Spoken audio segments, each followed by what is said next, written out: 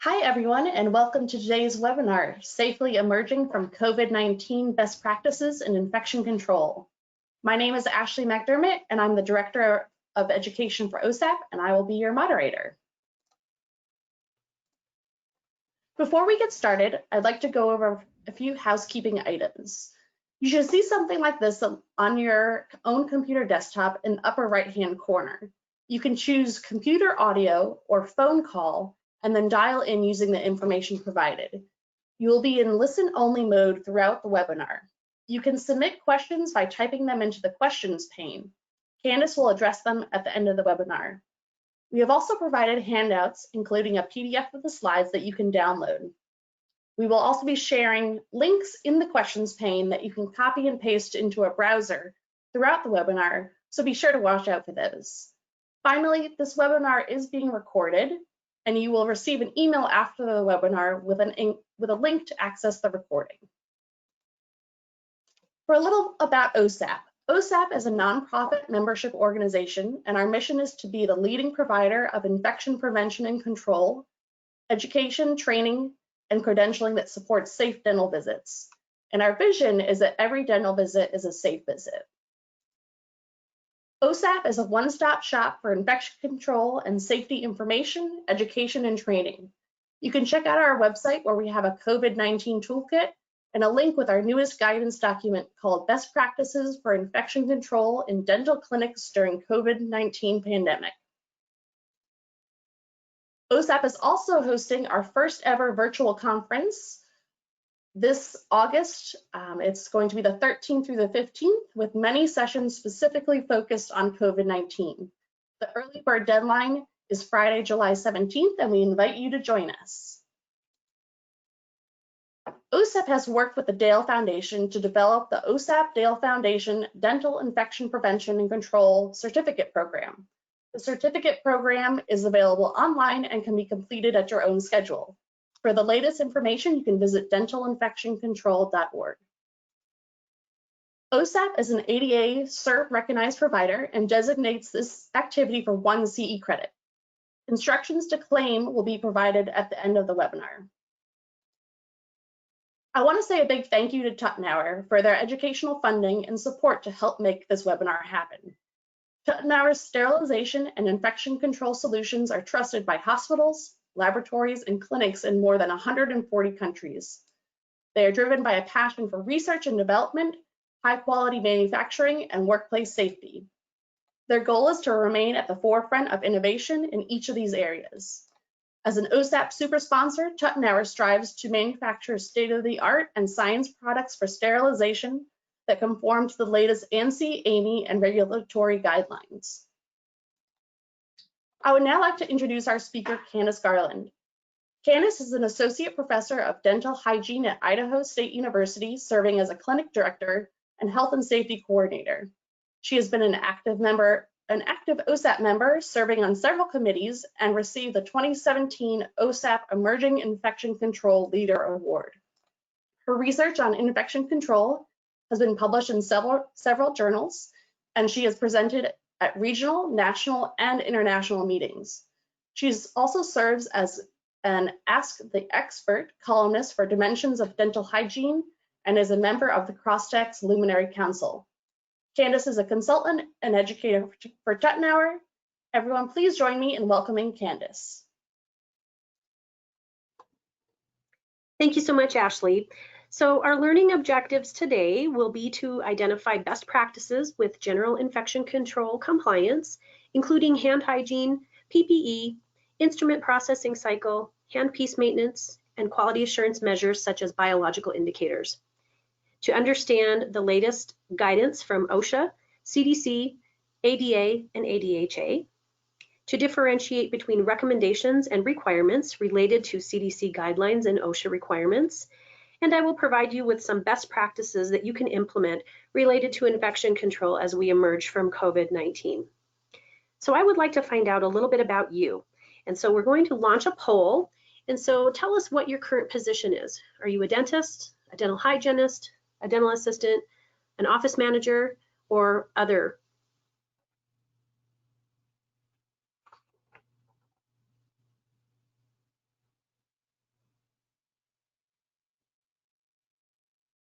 Okay, so we have the bulk of our audience looks like dental hygienists and some dentists, great. And we have a mixture of dental assistants and some other folks joining us. Well, welcome. All right. And so we can go on to the next slide. There we go. Okay, so in mid-March, the COVID-19 pandemic became so widespread that CDC, along with other agencies, recommended that dental offices close for a period of time to help with flattening the curve in an effort to conserve PPE and decrease hospitalizations. The CDC recommended dental offices provide only urgent or emergency care and to postpone routine or elective treatment. OSHA's risk pyramid puts dental workers in that very high risk category. So the recommendation to provide only emergency care was one way to protect workers and patients and to aid in flattening the curve until we could better understand COVID-19. So most of the procedures that we perform in dentistry include generating aerosols. So the bulk of our tasks really fall into that high risk category. So knowing our risk level has certainly created some uncertainty and concern when we think about returning to work. A lot of dental workers have already been back to work and are experiencing ongoing concerns. As I monitor my social media accounts, I'm a part of many dental hygiene groups and I see a lot of the concerns that are arising. But for those of us who are not yet back to work, I'm hoping that this webinar will provide you with some helpful information for all of us, even for those who have already returned to work. So several agencies have provided guidance and toolkit documents for returning to work. This is an example of one that I really like from the ADHA that discusses using your professional judgment about returning to work after answering these questions. It's a readiness to work checklist. So such as doing an inventory of your PPE and creating new policies or protocols and procedures. I really tend to like this one. So our daily practice certainly looks quite different now. Best practices now are including pre-screening of patients over the phone, taking temperatures, and using items that help reduce our exposure to aerosols. Other changes to our workday now include new and additional forms of PPE, such as face shields and higher level masks or respirators. Before the COVID-19 pandemic, we used to wear regular surgical masks, eyewear, gloves, and long sleeves. Lab coats or protective garments have really always been recommended by OSHA to protect our skin, but we've not always been real compliant with that because it can get really hot. And so many workers would often just wear a short sleeve scrub top.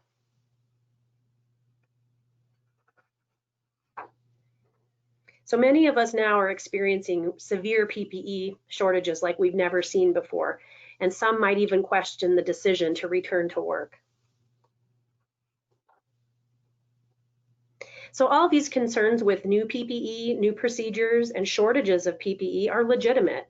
Decisions to return to work must be based on best practices. So if we can't safely do that, CDC and OSHA says that we shouldn't. But I understand it's a fine line to walk. People are concerned about their livelihood and financially needing to work. And so if we do return to work, we need to do it as safely as we possibly can. So there are several guidance documents that are available, and we're going to discuss what's considered best practices at this time. It seems like every day there's something new that's published, and it's really challenging to keep up with the guidance. I myself, as an expert, find it's hard to keep up with the guidance. Things change every day. And so it's also confusing on who to trust and what to do properly. So we look to agencies like OSHA, CDC, our state boards of dentistry, and professional associations like the ADA and ADHA. The recent guidance documents often conflict with one another, so it can be really confusing. So I'm going to help break down what's required and what's recommended. So there's many OSHA standards for dentistry, and there's a link there to the OSHA standards page for dentistry. But I'm just going to talk about a few of the ones that are most pertinent to our discussion today. OSHA is a federal agency. It's designed to protect workers.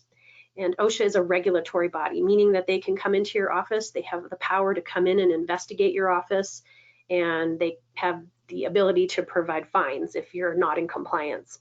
So there are several OSHA standards that we're most concerned with in dentistry: the bloodborne pathogen standard, the hazard communication standard, and that's not listed here, and the PPE and respiratory protection standard. So the bloodborne pathogen standard is one we're all familiar with. It's, safety related to blood and other potentially infectious material. HAZCOM is a safety standard related to exposure to chemicals. And then the PPE standard requires employers to provide adequate PPE, among other things, and we're going to get into that in a minute. PPE is really the last line of defense, and so we're going to talk about that in just a minute. The respiratory protection standard requires employers to establish and maintain an effective program where employees are wearing those tight-fitting respirators to protect them from workplace hazard. So this standard contains requirements that you have to have a written respiratory program, and it has to include certain elements of the program. So it has to have a program administrator, it has to have specific worksite procedures, it has to give you a selection of appropriate respirators, you have to have employee training in the use of the respirator, a medical evaluation, fit testing, instructions for use, and cleaning and storage of respirators. And so that program administrator must be somebody who's qualified and trained to carry out all aspects of that program. So we're required to follow OSHA standards related to several tasks that we do every day, everything ranging from PPE to sterilization. So anything that relates to an OSHA standard is required. And so for the past 35 years, we've primarily been concerned with bloodborne pathogens like HIV and hepatitis B. And I think dentistry has done a really excellent job with bloodborne pathogens. I think where we go wrong in dentistry is the interpretation and the implementation of different guidance. So for a while, at first, when the pandemic first came about, social media was flooded with lots of questions about the use of high velocity evacuation, or HVE, specifically for hygiene procedures. I was seeing a lot of those questions on the hygiene postings that I would see online. But really, HVE has been recommended for a long time, since the 2003 CDC guidelines. It's just that we haven't been routinely doing this or been provided with those types of devices that help us do that. So I think there's a lack of standard and protocols and procedures, and every office kind of seems to interpret things differently. So I think this pandemic really has opened our eyes to the issues with infection control, and I believe it will lead us to some better standardization in the future. And so just like how the HIV crisis drastically changed dentistry in the 80s related to bloodborne pathogens, I believe this pandemic is going to be doing the same thing for us now with respiratory pathogens. I think we're going to be seeing quite a shift, and we already have, but I think we're going to see a more permanent shift in the future.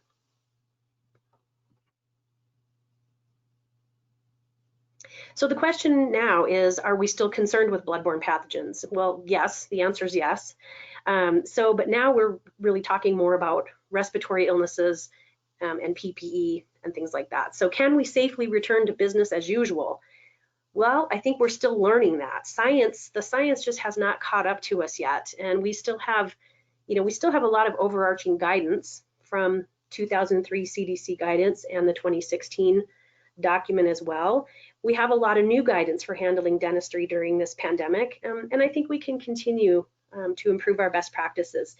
I do think that we will eventually get some more comprehensive new guidance from CDC, but it takes a really long time to do that. It's a long process for the science to catch up, and there's just so many things about this virus that we don't know yet. We're kind of shooting in the dark, and I actually think CDC has done a pretty good job of coming out with some pretty rapid guidance, although it can be confusing for people, and it's changing daily. I think they're trying to do a good job with keeping us safe. So we're going to focus in this webinar primarily on some best practices related to standard precautions, including the instrument processing cycle. So as I said before, dentistry has done really an excellent job with standard precautions, treating all patients as if they're infectious. So, you know, compared to medicine, I think we do a really great job with infection control, particularly related to hand hygiene and PPE. And we've had to do that for so long that it's, you know, kind of second nature for us. In medicine, you know, it's really well documented that healthcare acquired infections, you know, are a direct result of personnel not washing their hands. And I think in dentistry, we do a great job with that. But I think this pandemic has certainly brought infection control and standard precautions to the forefront. So for the sake of time in this webinar, we're going to focus on a few aspects of standard precautions. We're going to focus on hand hygiene, PPE, instrument processing cycle. And so everyone has seen this chain of infection document. We all know it quite well. So for a disease to be transmitted, we know this chain of events has to happen, and we want to break that chain somewhere along the way. So first, of course, you need a pathogen in sufficient number to cause a disease. You need a source or a patient that has it, and a mode or a way for it to get out of the patient through a dental procedure or a cough or something like that. Next, you need a way for it to get in, or a mode of entry. And so this is where our PPE and our safe working behaviors come into play, primarily to break that chain. And then finally, you need to be a susceptible host. You need to be susceptible in getting the disease. And so keeping this in mind, think about your work behaviors, your engineering controls, and your PPE. Okay, so we've talked about OSHA. We're going to just briefly talk about CDC. CDC is an agency that conducts critical science and provides health information and guidance. It's an advisory body, meaning they cannot come into your office and give you a fine. OSHA and state boards of dentistry, you know, look to CDC for guidance when they make regulations and laws. Now, keep in mind, if your state board of dentistry has adopted CDC guidelines, then it does become law. So that's where it can get a little bit confusing for practitioners. So the 2003 CDC document is the most comprehensive guide that we have to overall infection control best practices. It's, you know, the primary standard that most state dental statutes adhere to. And so if your state is one of those states, that's something you will want to consult your state board of dentistry to look for. The 2016 document, the two key documents are the 2003 document you see there on the left-hand side. It's the most comprehensive guidance. It's our gold standard, kind of our Bible. And you might think, well, that sounds old. And 2003 was quite a long time ago, but some of that science really hasn't changed a whole lot. So we still rely on that. In 2016, CDC also created a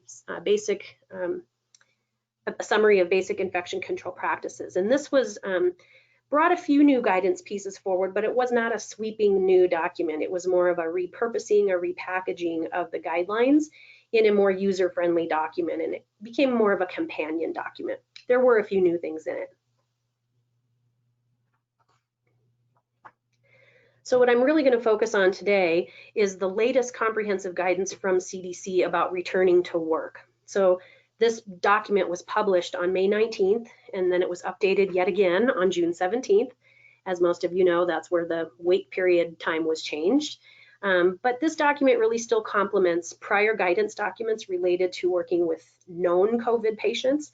We're not going to focus on those. Those are the two bullet points on the bottom. So we're not going to focus on that. We're really just going to focus on seeing the summary of this interim guidance for dental settings for well patients that don't have COVID.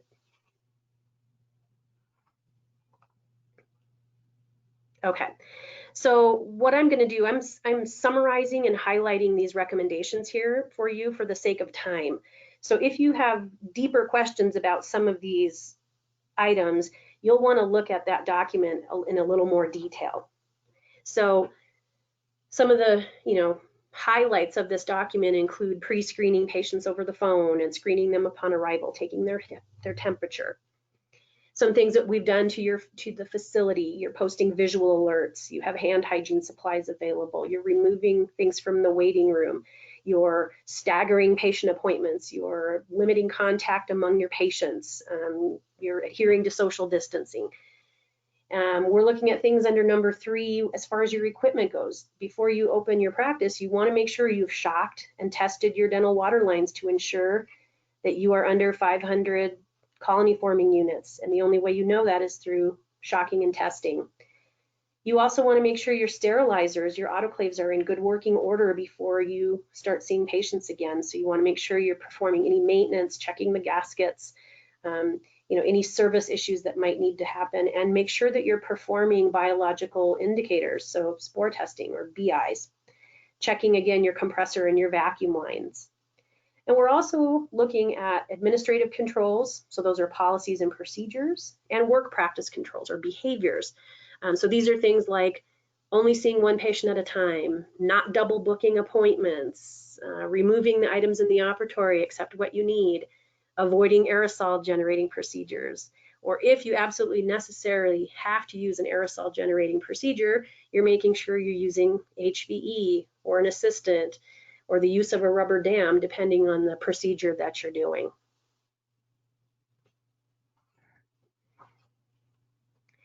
So engineering controls, you should be consulting with your HVAC folks to make sure that you're having optimum filtration in your office if possible, trying to run your bathroom exhaust fans, considering the use of HEPA filtration or UVGI, ultraviolet types of devices, keeping patients 6 feet apart, physical barriers, decreasing the volume of patients until we see what the trends in your area are. Universal source control is a big one. Everyone should be wearing a mask at all times. That includes patients and your dental staff. Now, you're going to choose the right mask for the task that you're doing. So perhaps your front desk person might not need to be wearing an N95 mask. Perhaps they could be wearing a level 1 mask or a cloth face covering. So depending on the task that you're doing, if you're creating aerosols, yes, then you should be using your N95 masks and face shields. So patients should be wearing a mask when they come into your facility and only removing it when they're having care. We think about our environmental infection control, and this is where the confusion lies. There's no longer the 15-minute wait according to CDC. So where we have confusion is that the American Dental Association advises that it's still important to wait before disinfecting the treatment room after aerosol generating procedures. So even though CDC and ADA are maybe in a little bit of a conflict here, the ADA recommends, what they say is that there's no strong evidence to support a one-size-fits-all 15-minute wait period. I think what they're saying is that it's very important to allow time for aerosol droplets to settle before you go in the room. So I think part of that is going to be based on what's been done in that room. Was it just an exam, or were you doing an aerosol generating procedure? So the length of time between procedures in the room will depend on what procedure happened in the room. And so again, you might consider the use of your HEPA filtration, high volume evacuation, and the length of the time of the procedure and how much time has elapsed. So yes, you probably should wait for some period of time, but there isn't any evidence at this point to have a prescriptive time. And I think that's where the confusion lies, because CDC initially blanket said 15-minute wait time. There is a calculation that you can go on to on CDC's website to look at the calculation if you have air filtration devices. And I have not looked at that yet, but there is a calculation that you can do. But consider the procedure that you're doing. That's really the biggest piece of advice for you, and consider what you think might be a reasonable wait time to let the aerosol settle.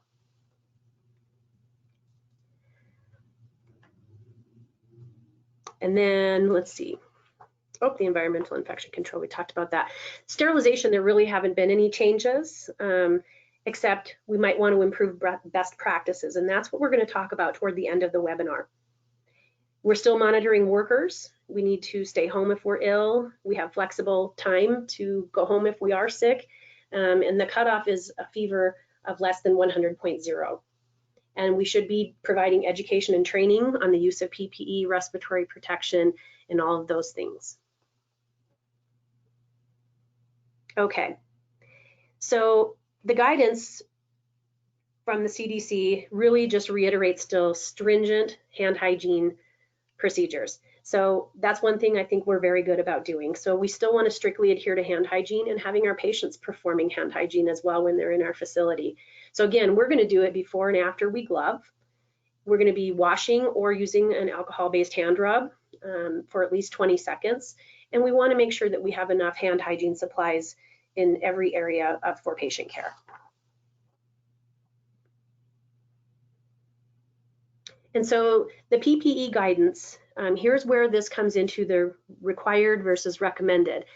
Employers must provide adequate PPE, and that is based on the OSHA standards that are listed there. Those are the PPE standard and the respiratory protection standards. So employees must receive training on when to use PPE, the types of PPE, the proper donning and doffing, the disposal, and what the limits of PPE are.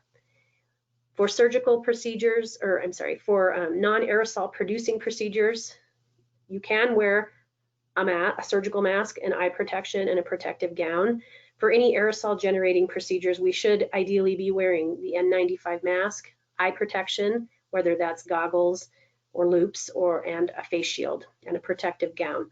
So CDC is kind of telling us two different things here. In an ideal world, because we are at the OSHA risk pyramid and we think about the tasks that we're doing, most everything we do is aerosol generating. So in the ideal world, we should be wearing an N95 mask, eye protection, face shield, and a gown. Now, if we don't have that due to shortages, then using the surgical mask in place of the N95. So part of that comes down to trying to use the proper PPE that we can have available. And if you don't have those things available, then you might consider not performing all of the routine procedures.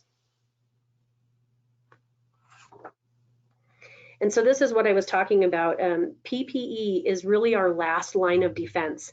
We should be practicing eliminating the hazard, so screening patients, not using aerosol generating devices, using good engineering and administrative controls such as social distancing and lowering patient volume. So PPE is really our kind of our last line of defense. We shouldn't rely on that to protect us. We should be doing all those other things first.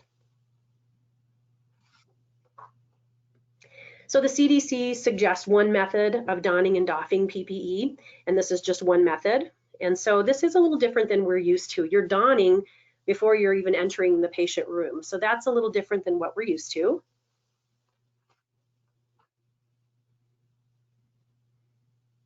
And then the doffing sequence, again, it's a little bit different. We're partially doffing in the room. We're removing the gloves and the gown in the room if we're using a disposable gown. And then we're leaving, and then we're finishing doffing in another area. So this is a little different from the procedures we've normally been accustomed to doing. Okay, so we're going to shift gears just a little bit here. We've discussed the requirements and recommendations, the difference between the requirements and recommendations, and we've summarized the recent CDC guidance documents. So now we're going to get into talking more about instrument processing cycle best practices. So this is really related to standard precautions, and this is just an excerpt from the CDC document related to standard precautions. So again, these are directly tied to the OSHA bloodborne pathogen standard, so therefore it's required. So this states that we have to clean and sterilize items before we use them on another patient, like we always do. We must do this in accordance with our manufacturer's instructions, and those instructions should be readily available so that workers know the proper steps to take with the equipment. And I think this is an area that we really can improve upon. I think there's lots of practitioners that don't really understand the equipment that they have and how to properly use it. And so proper use and maintenance is really important for your workers to understand. And so using those manufacturer's instructions are really critical. And so workers must be properly trained and use the right PPE for the task. So using utility gloves, mask, eyewear, lab coat. And we must use chemical, mechanical, and biological monitors to ensure that our sterilization process is working properly. So in our instrument processing cycle, we know that we transport instruments, we get them clean, we get them ready, prepared and packaged for sterilization, and then storage. So the workflow that we need to follow clearly designates a flow from dirty to clean. We're receiving, transporting, cleaning, and decontamination, preparing, packaging, sterilization and storage. So we're mostly going to focus on the sterilization piece. I'll touch on the others briefly. So we know, again, CDC guidance follows the required OSHA bloodborne pathogen standard in this step in an effort to reduce the risk of sharps injuries. So we want to make sure that we're transporting instruments in a container that's resistant and leak proof and puncture resistant, and discarding sharps in the operatory. So after we receive the instruments, once we've transported them, we must clean them prior to sterilization. So that cleaning step really is to help remove debris, which inhibits the sterilization process. So I'm sure we've all opened up a package of instruments that haven't been properly cleaned and it has crud on it that's been through the sterilizer. And so using enzymatic cleaners helps to break down that debris. And again, we want to make sure we're wearing the proper PPE, particularly utility gloves. So automated methods really are preferred to reduce the risk of injury of sharps. So we do not want to hand scrub like we are doing in this photo here. So automated methods, really include the use of your ultrasonic cleaners and instrument washers. So we'll talk about that next. So ultrasonic cleaning, really popular in dentistry. That cavitation action loosens the debris along with your enzymatic solution. And you want to make sure that you're really thoroughly rinsing and drying your instruments after you clean them, because we don't want to package them while they're wet or damp.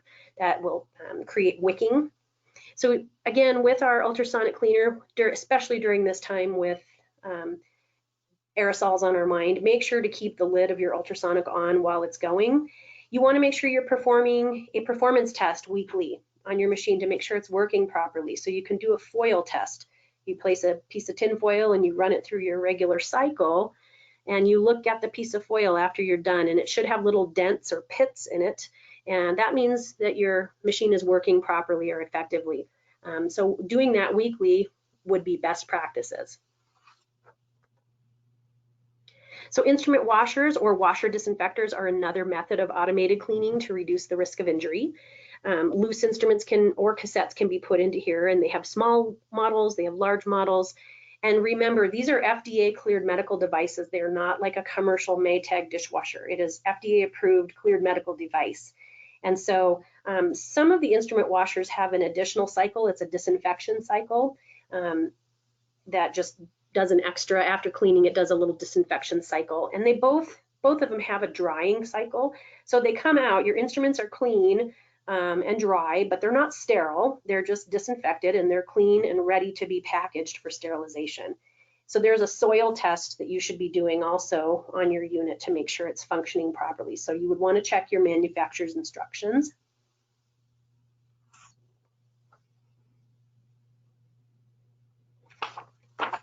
And is this where we were going to do the poll? I think this is where we were going to launch the poll, I believe. Am I wrong? I'll pull it right up. So we're going to give you another poll. I want to find out how many people are using instrument washers and how many people are using ultrasonic cleaners. Are you using both, or are you using something different? So maybe you could tell us what you're doing.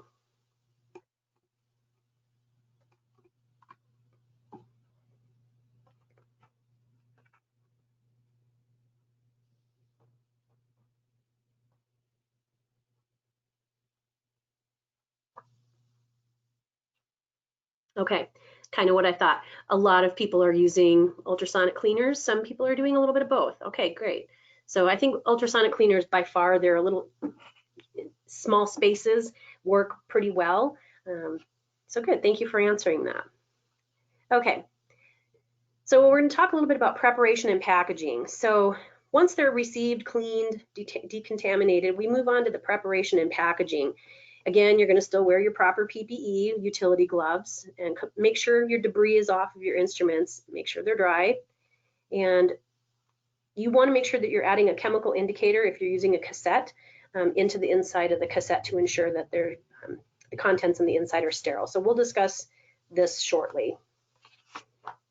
So I think next, do we have a little, I'm going to show you just a really brief little video. And this is just going to show us, coming out of the ultrasonic cleaner. You want to make sure that you're rinsing and drying really well before we package. So Ashley, if you could pause the video right here. Could you go back just a teensy bit?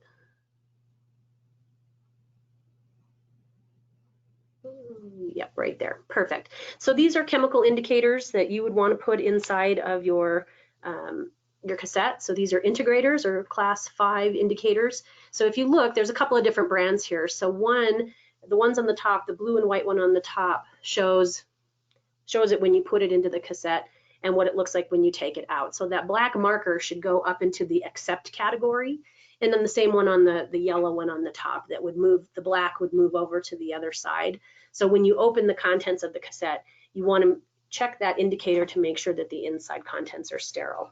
So you can continue on with the video, and this is going to show us the correct way from CDC to wrap a pouch. I'm sorry, to wrap a cassette. And so the indicator is inside of the cassette. And so it wants an envelope method to wrap from the bottom.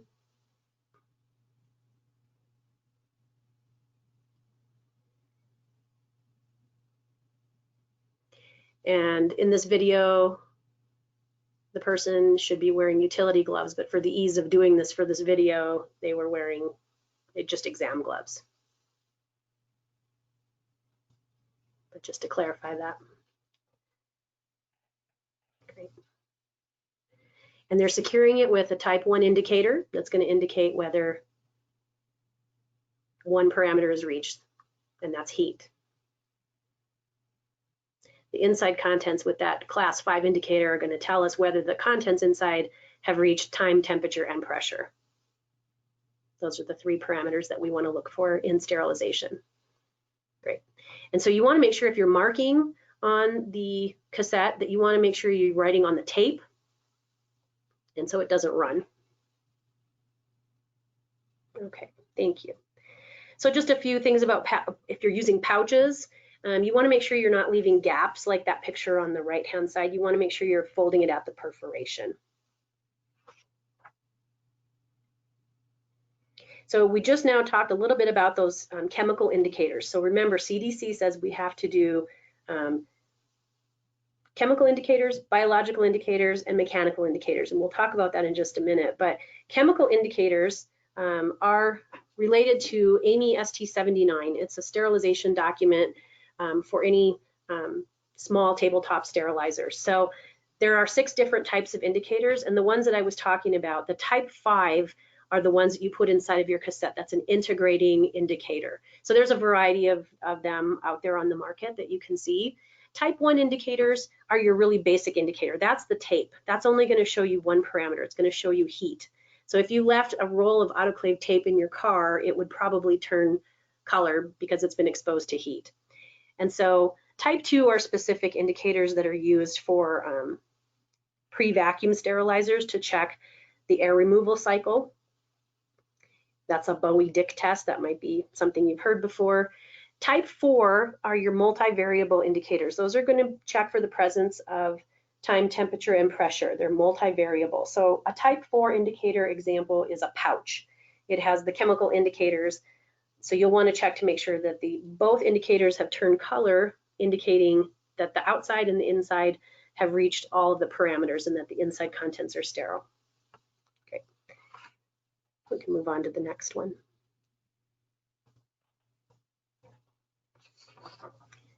Okay. So Spaulding's classification, this has been around for a long time. We've all heard this. We probably remember this from school.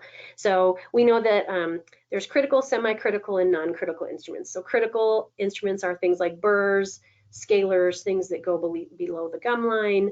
Critical instruments touch, semi-critical things touch mucous membranes, but they don't penetrate non-sterile areas. So things like mouth mirrors and handpieces are considered semi-critical.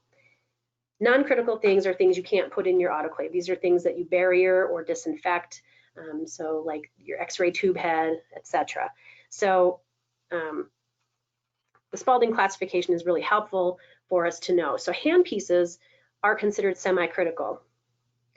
And so they consider them semi-critical because they don't penetrate. It's the burr that actually does the penetration. So the burr is the critical item, but we still want to make sure that we are heat sterilizing handpieces between uses.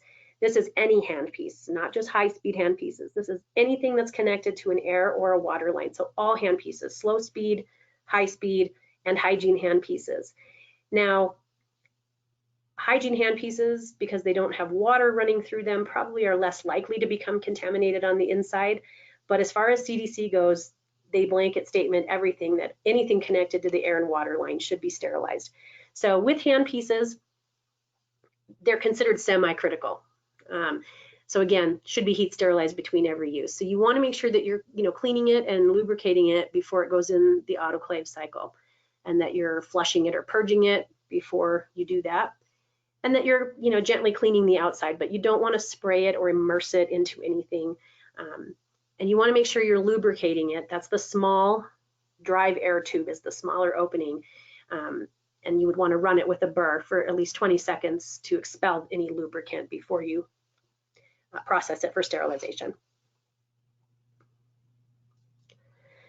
So just a few things with loading and unloading the sterilizer. We want to be careful. Overfilling is really one of the most common errors that we see, and that's the number one reason for failed spore testing or biological indicators. So it's careful. You need to just be really careful and review your manufacturer's instructions. So people always will say, well, is it paper side up or plastic side up?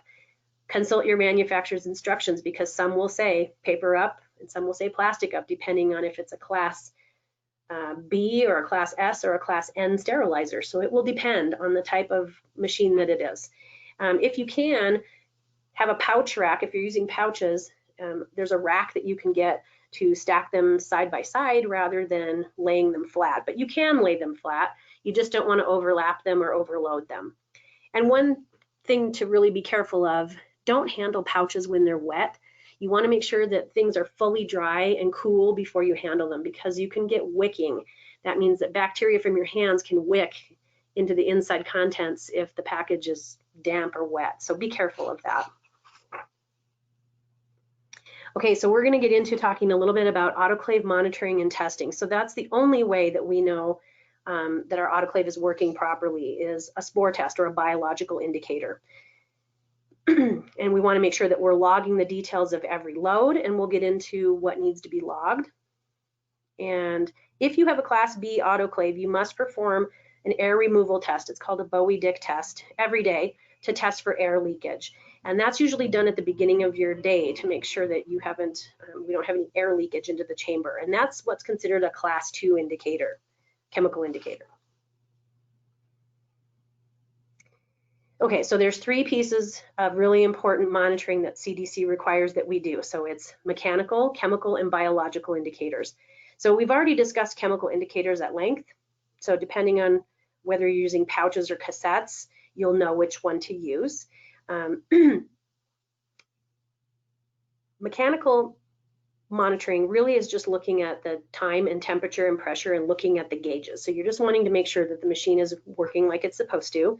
And we're really going to talk more about biological indicators or spore testing. So CDC says we should do this at least weekly, but remember, that's a minimum standard. So best practices, certainly in this time of COVID, we might want to do this more frequently, because that's on the minds of our patients and how often we're doing that. So depending on the volume of instruments you use in your practice, you're going to need to decide how often you're going to do that. And so we have two methods. And so we can go on to the next slide there. Yeah, good. So we have two types of biological indicators. You have the mail-in or in-office type of incubation.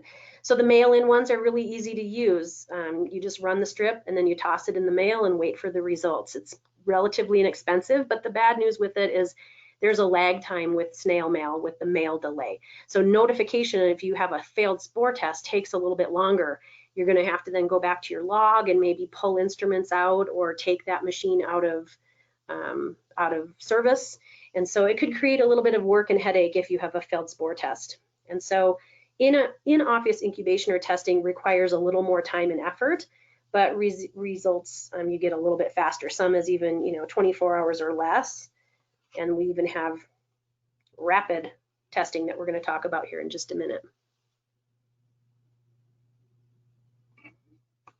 So some best practices with biological indicators. It's really the only way to assure that your instruments are sterile. And so as we discussed, CDC recommends doing it weekly, but you might want to do that more often. So you could do it daily if you have a rapid BI reader.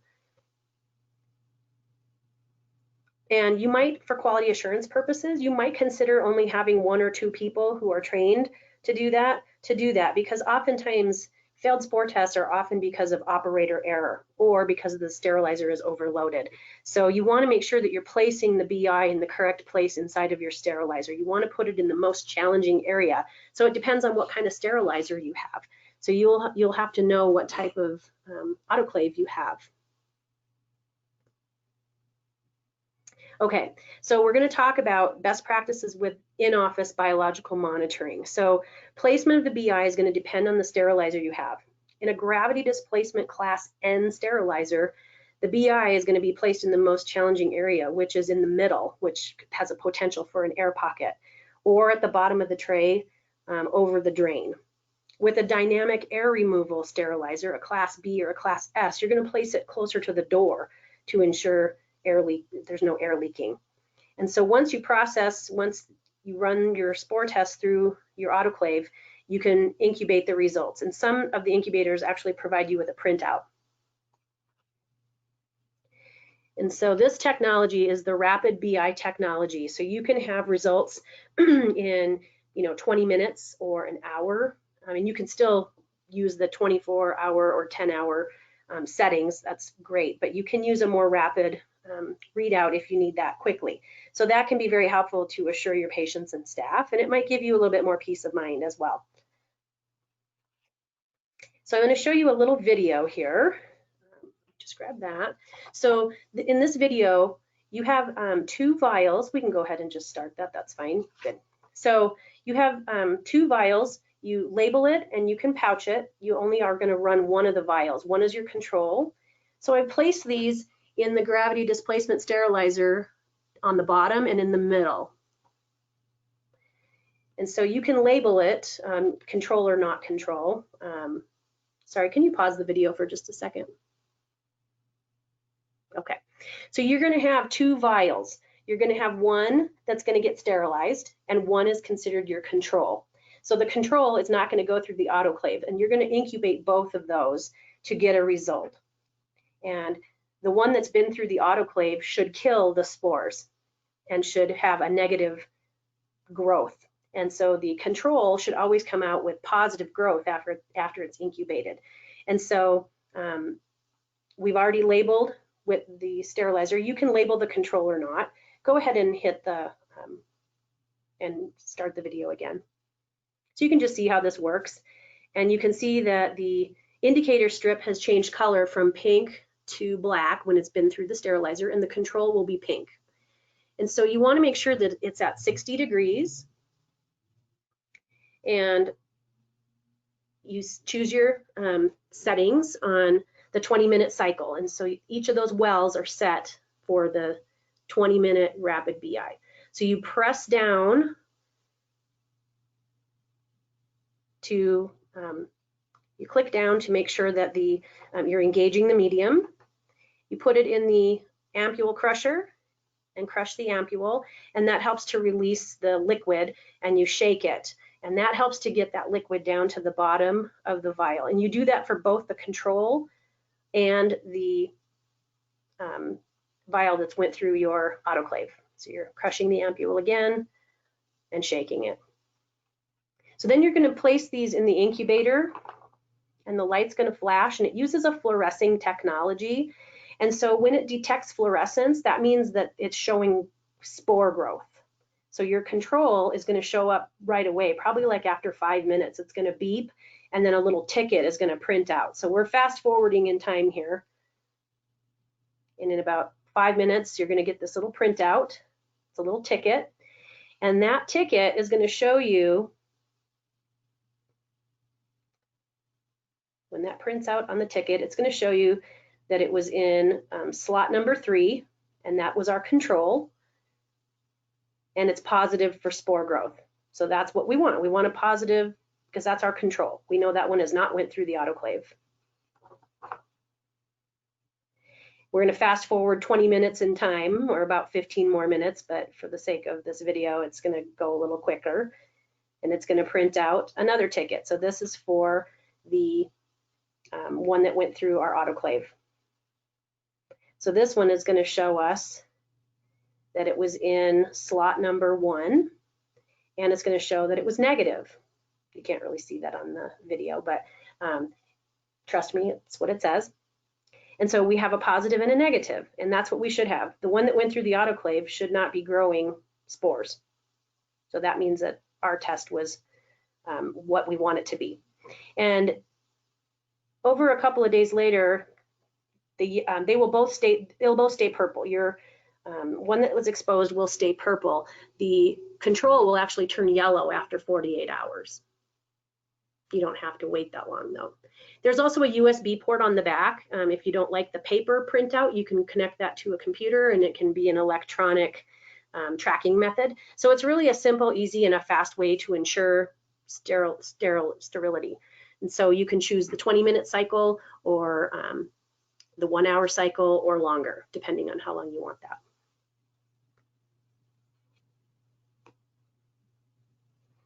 Okay, so with record keeping, I think this is really important, and this is where I think we could do better in dentistry, is keeping a record or a log of our sterilization.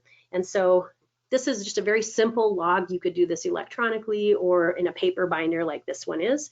And so this should include the date, the autoclave number or the type of autoclave if you have different types of autoclaves or if you have more than one.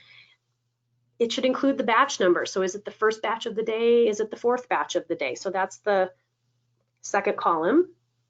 It should have the operator's initials. We want to make sure the time and temperature was reached. So it says yes for time and temperature. And then CI is your chemical indicator. So the strip, did it change color? Did it move from one side to the other? And are those pass or fail? This could include your spore test details or your biological monitoring. Are they pass fail? And then if you want, optionally, you could list the load contents, which some of these will say it had a handpiece and 2 hygiene kits in there. So you don't have to list the load contents, but sometimes that's helpful. And then lastly, instrument storage is the last stage of the cycle. So we really want to make sure that your sterile instruments are kept in a closed or covered cabinet. Avoid putting it near a sink. And you want to make sure that they remain sealed until they're ready to use and open them in front of your patients. And that way your patients can see that this set of instruments is sterile when you're using it. So I think that's a best practice that is really important.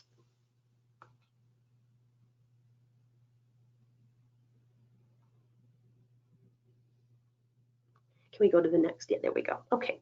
So I think it's really important to communicate what you are doing to keep your patient safe. You know, infection control is on everybody's minds, and maybe it is and maybe it isn't, but it's certainly on our minds. But I think you need to be able to clearly communicate your message to your patients. They want to know what you're doing to protect them. And so I think we're all concerned, and I think we can do all we can to assure that patients that we're practicing safely to the fullest. So I think this would be a really great time too to discuss or revamp your standard operating procedures or develop them if you haven't already done that, so that every staff member, when they're asked a question by a patient, can clearly articulate what you're doing for safety. And every step-by-step procedure should have a written step-by-step. So for training purposes, when you have new employees or people doing new tasks, they understand how it's supposed to be done properly. And so you know, and you can advertise too that, you know, what you're doing for safety. I think patients might gravitate towards that. And, you know, really embracing that these changes are coming our way. You might consider obtaining the infection control certificate that Ashley talked about earlier. You could display that certificate. It's another way to tell patients what you're doing.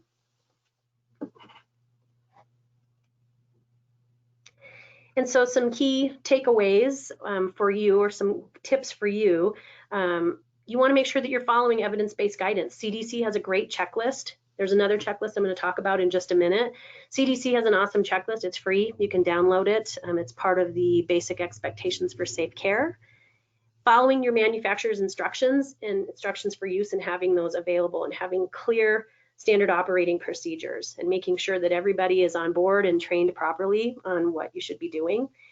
And you should really designate an infection control coordinator. This was recommended in the 2016 guidance document. So if you haven't done so already, I would suggest that you have a go-to person for everything infection control. And so as I mentioned before, all staff should be able to clearly articulate your standard operating procedures, and you'll want to revisit those pretty regularly, especially now as things rapidly are changing. And so, as I mentioned before, you might consider having just 1 or 2 people responsible for performing the BI, so that person might consider obtaining the infection control certificate.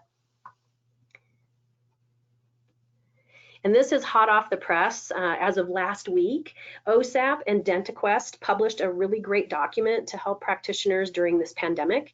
So it's really an effort to help practitioners make sense of the numerous guidance documents that are out there in plain language that's easy to understand. And it's got really 2 major sections on how to use it. One is on preparing before patients, and one is on delivering safe care. So it's a checklist with references from the various guidance agencies and spaces for action items. And I'm going to show you an example on the next slide here. So this is an example of just the PPE section that I grabbed. So it contains really an extensive list of resources. So this document is really comprehensive, yet it's easy to navigate. So I would encourage all of you to download and review it. So you can just look at these bullet points and yes, we're doing that, or no, we're not, and where the source comes from to tell you whether this is from CDC, OSHA, or where it's coming from. So I think this is a really excellent document to help you understand which agency is making the recommendation for these certain things. So it's a really great document. It's easy to read and it's a free download.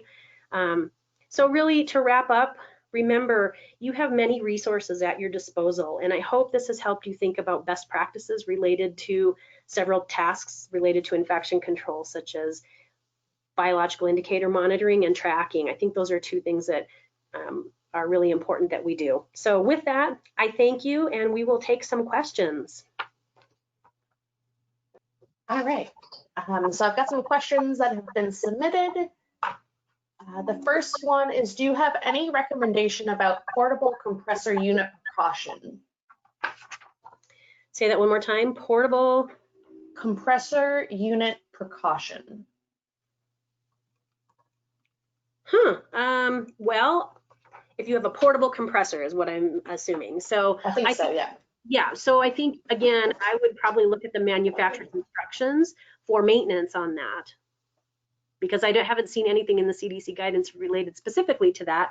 There is a section in the new guidance document that talks about maintaining your compressor lines, but they don't give a lot of specifics. So I would consult the manufacturer. All right. If we decide to follow the ADA's suggestion to wait 15 minutes after an aerosolizing procedure, should the staff vacate the room for 15 minutes, then disinfect the hard surfaces?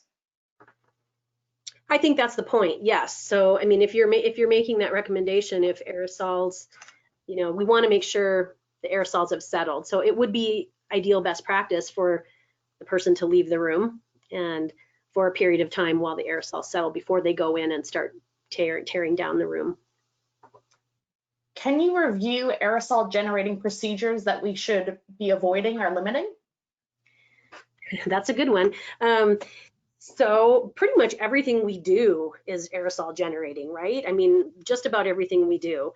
So certainly the use of high-speed handpieces, the use of ultrasonic devices, the use of air polishing, using the air and water syringe together when we're creating a spray. There is a list, and that is listed in the CDC document.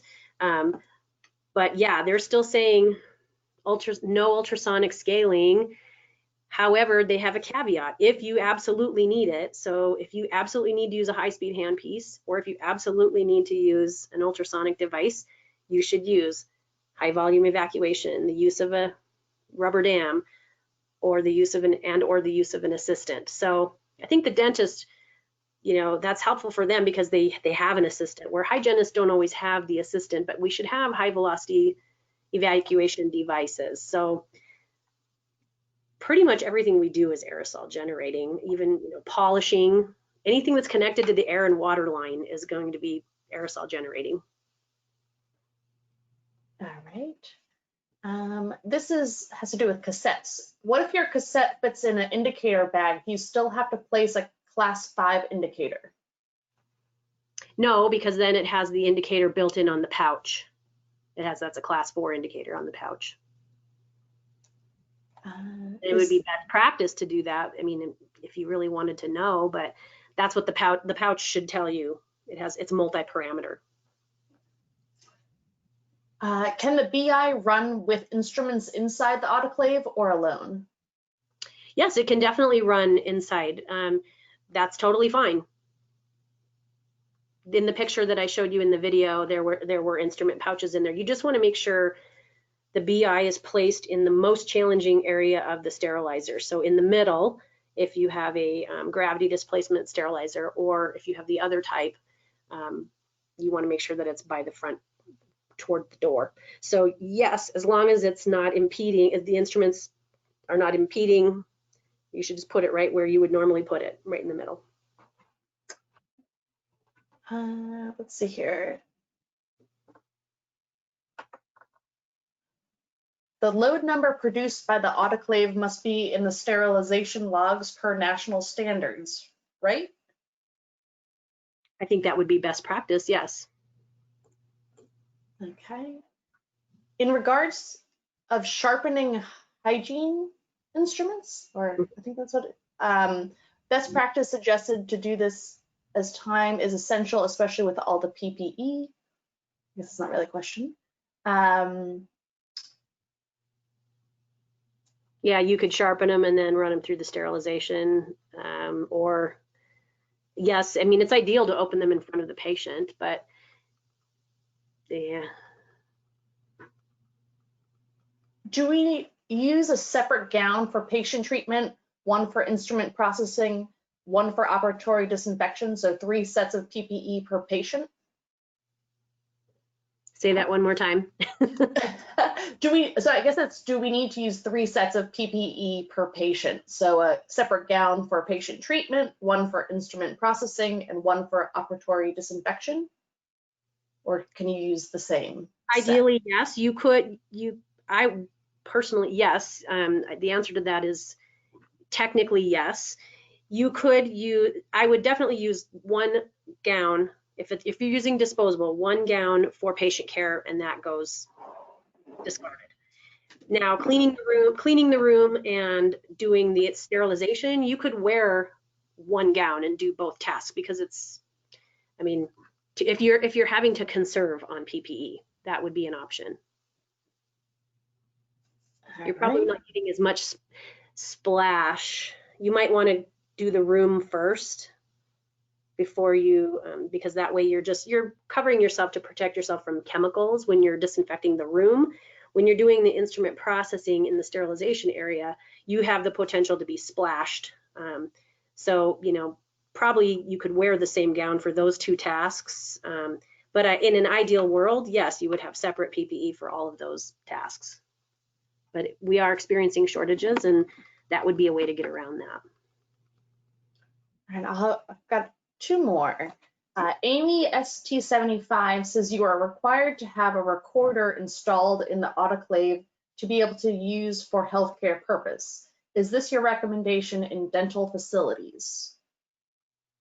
I don't believe that is a requirement in dentistry, because there are many autoclaves that don't. There's many tabletop sterilizers that don't have the printout. As long as you're making sure you're doing the monitoring properly, so the mechanical, chemical, and biological indicators. So I don't believe, to my recollection, that that's required for dentistry. Now, in medicine, that's probably different. Medical facilities have different standards. All right, and the last I would question, have to study that a little bit more. Mm-hmm. Okay. The last question is, if a sterilizer cannot print the physical parameters for the records, do we need to put a class 5 chemical indicator in each pouch? Say that one more time, I'm sorry. If the sterilizer cannot print the physical parameters for the records, do we need to put a class 5 chemical indicator in each pouch? You should be monitoring, that's the mechanical monitoring. So you should be just looking. If you don't have a printout capability, you should look to see that it's reaching time and temperature and pressure on the gauges on the machine, and you can just mark that. So the pouch itself is telling you that the inside contents are sterile. So no, you wouldn't have to put a class 5 inside of a pouch as long as you're doing mechanical monitoring, chemical indicators, which is your pouch, and biological monitoring. So the mechanical monitoring, you can just monitor that by visually inspecting the machine. Perfect. All right, well, I think that's probably all the time that we have. So I just wanted to let everyone know, in order to receive your CE verification letter, you'll need to complete a brief assessment. It's only got 5 multiple choice questions and an evaluation. I just added the link to the chat. It will also be emailed to you as well. So no worries if you can't scribble it down. You can also always contact OSAP. You can reach us at office@osap.org, and we can always send you the link as well. And once again, I wanted to thank Tuttenauer for their funding and support to make this webinar happen. And definitely thank Kandis for a fantastic webinar. If you have any other questions for her, here's her contact information. You can also always reach out to OSAP, and we can always get your questions over to her. And she does have some extra resources in the end of the slides. You can download the slides from the GoToWebinar platform. And these are also listed when you complete the CE quiz. With that, I hope everyone has a great rest of your day. Thank you so much. Yep, thank you.